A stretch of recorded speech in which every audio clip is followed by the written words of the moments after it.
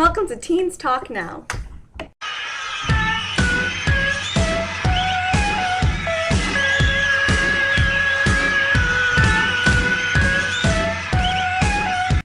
Hey guys, so this is Teens Talk Now's first video, and I'm Julie, by the way.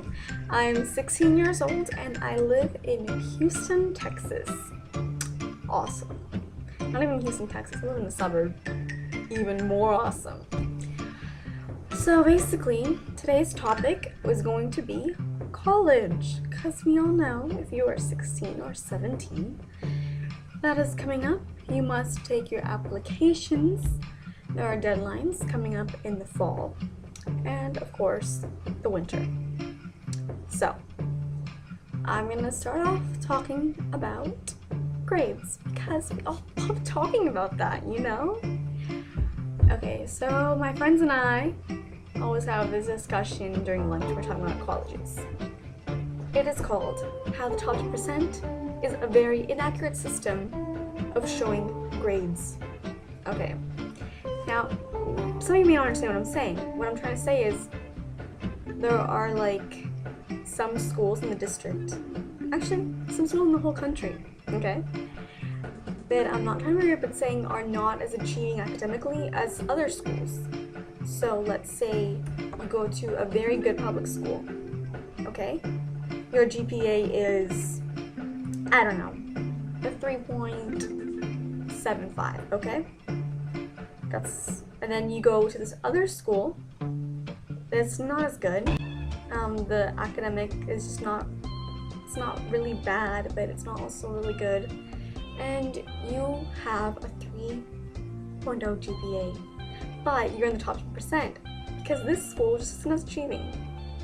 Now this person right here that went to the better school has a 3.75 GPA, and he or she is in the bottom half.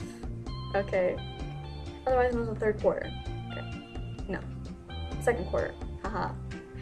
So, this person right here is in the top 10% and they have a 3.0 GPA. This person is in second quarter and they have a 3.75. So whenever these two people apply, this person, since he's in the top 10%, get into almost any college he wants to. He or she wants to. While this person, since she's in the second quarter, isn't as good. But her GPA is higher, her grades are better, she does more volunteer work, he or she, sorry, I'm like, anyway. I just don't think it's fair at all. I don't think the top 10% should count towards how you get into colleges, because I'm pretty sure these universities or colleges you're applying to, if they see you're in the top 10%, they're not going to research that school to see if it's a good school or not. They're not going to research and check out all the other grades. They're just going to say, oh wow, this person's in the top 10%. They must be so smart. Oh, look at this person. Second quarter. That is not as good. We need prestigious students, not this. It's not fair. Like, no, I have a better grade than the other person.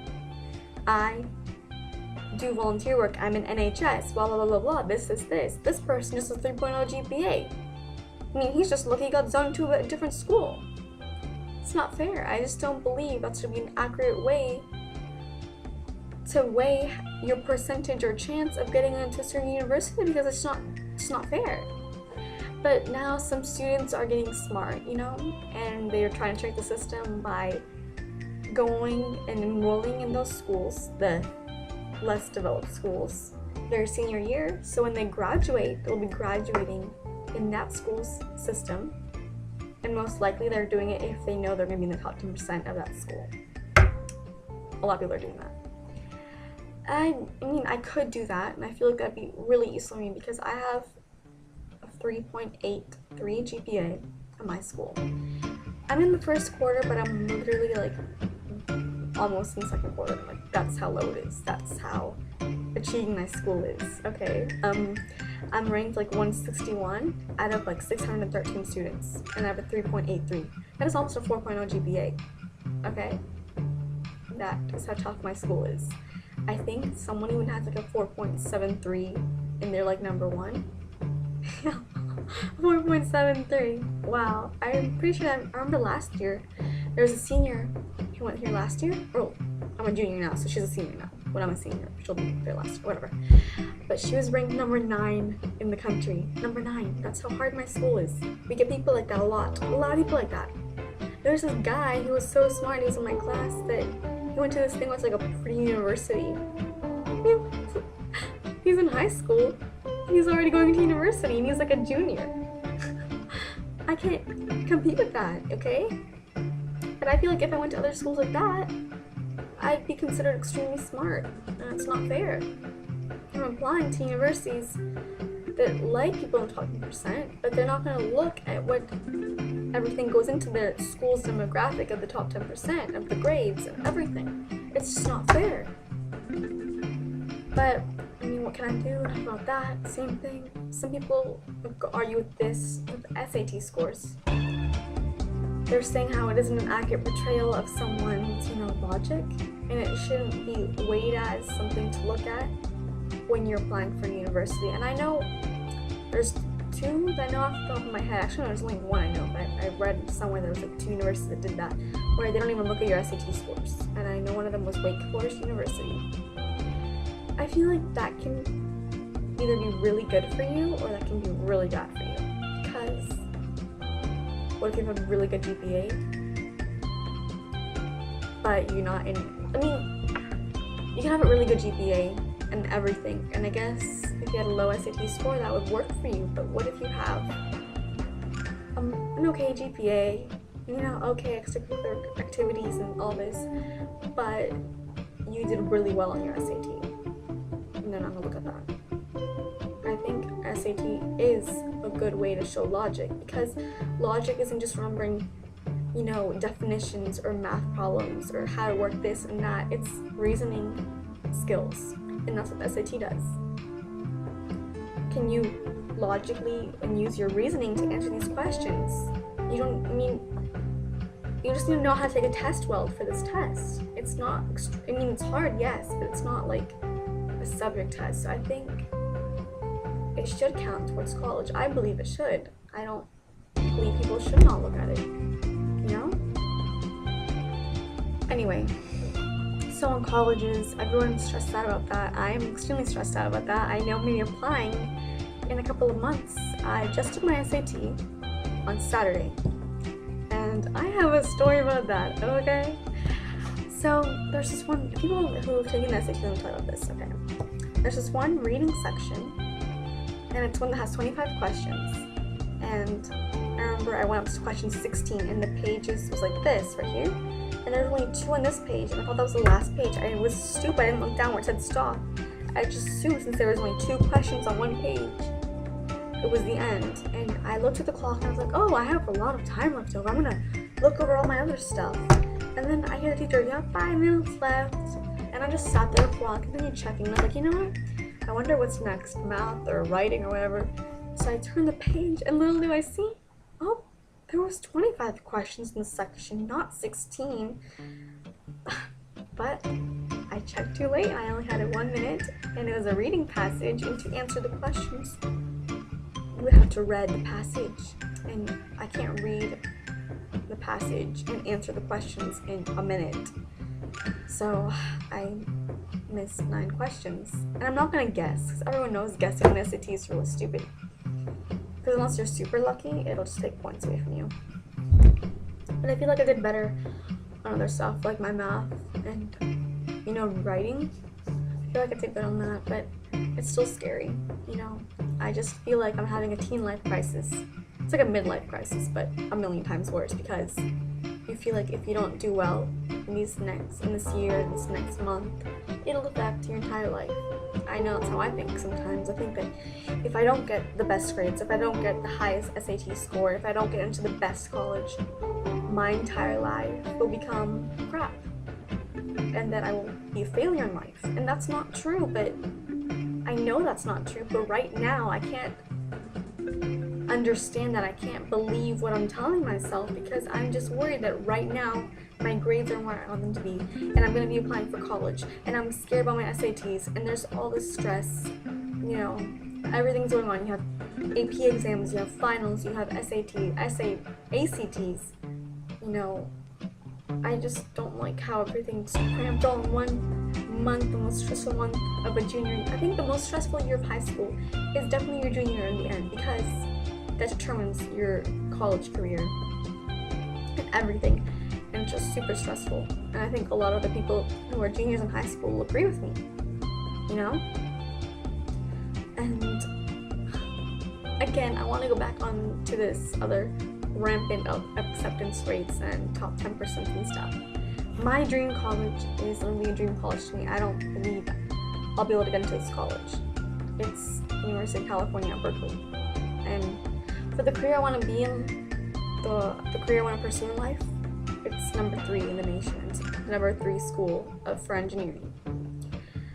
And I love San Francisco. I would love to live there. I think I probably will move there when I'm older. And Berkeley is so close to San Francisco, and I just love the history of Berkeley, because I remember I would just always be interested by that school, you know, the whole history that we learned in, I remember we learned that in U.S. history of Berkeley. Some riots happened, right? You know, I just feel like it's a really nice school. It's very diverse, and I just like the area, and I like how it's good from what I want a career in. But it's 98% top 10%. 1% in top quarter, and the other percent in the second quarter. So I have a 2% chance of getting in.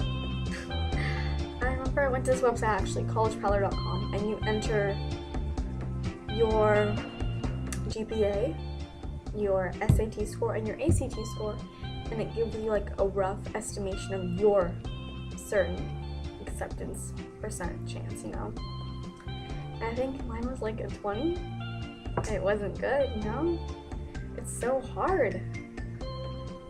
And I want to go to schools in state. I want to go to UT Austin. That's where I would want to go if I was in state, because it's such a good school for engineering also, and for business, because I want to go from engineering to business in life, you know? I feel like it's a really good way, because I mean, I'm going to play the minority card. In the engineering field, Hispanics and other minorities and women are also considered minorities in the engineering field, because there are not that many women engineers or minority engineers, and they need more. So you have a better chance of getting a job than, let's say, a white male, okay? I'm not trying to be brief or blunt, but it's the truth, okay? I mean, I know a lot of engineering universities make camps trying to get women and minorities to want, like, to influence their decision on engineering, because they want to change that. So for me, it'll be lucky, because I feel like it'll be a good place to secure a job in life. And then after that, I feel like I want to get maybe an MBA in business and move towards a business position, because I feel like that interests me more. But I do really well in math and science, which is why I feel like I'd be good as an engineer in the beginning, you know? Anyway, UT Austin is so competitive in state. It is super hard. Everyone's applying there. I just feel like that with my grades and my percentage of school, even though I'm in top quarter, I just don't feel like that's good enough. But for someone out of state, I feel like the same academic criteria that they have as me would get in, because they're out of state. There's less competition to get in. But, you know, what can I do? Then again, I'm also going to use my Colombian citizenship to get me into school more, because everyone knows that if you apply as a different citizenship, you'll have a slight bigger chance of getting in. Because I remember there's a friend of mine who's a senior, and she told me she applied to university in like early admissions as a U.S. citizen, and she got denied. And then she applied again in regular admissions. She had the same GPA, the same everything, like as before when she applied, except she put her Indian citizenship because she was born in India, and she got in to the university she was applying to, which means that obviously makes a difference. And I've heard about that with a lot of my senior friends that were born outside the US.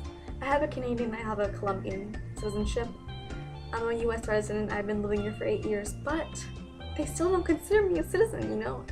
But I'm not going to get into politics now or government, because I feel like that's crazy to lived here literally half of my life, 8 years, I'm 16, and I'm still not considered a citizen. Anyway, so yeah, college is stressing me out so much, and I hate thinking about it, and I hate that in August I'm gonna be applying.